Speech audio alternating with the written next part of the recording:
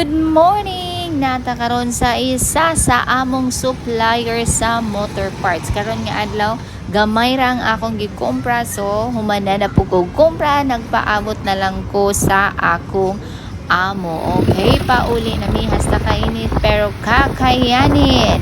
Nakamotor mi kay gamay ra man sad ang among gipamalit karong adlaw. Laban Japan bahalag init kay yanon kay daghan tag mga obligasyon. Salamat kaayo kay naagihapon pagninabungian bahala ginagmay. Okay, gamay na lang hapit na mi moabot og naa nami sa building nga among girintahan. Okay, nabot nami mo na mga kauban sa tindahan.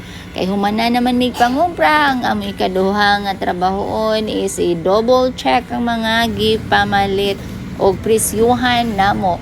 Mao ra gid ni ang among trabaho, balik-balik pag humagkumpra, double check sa mga prices ug sakto ba usab ang among gipamalit. Kay natay mga cases nga usahay mamali pero okay ra gihapon kay willing ra ibalik ang mga items nga dili mao na karon no na ako'y kauban diha kana si Jackie, kaming duha ang gabantay sa tindahan. Usay kung wala ko na si Jackie mabili.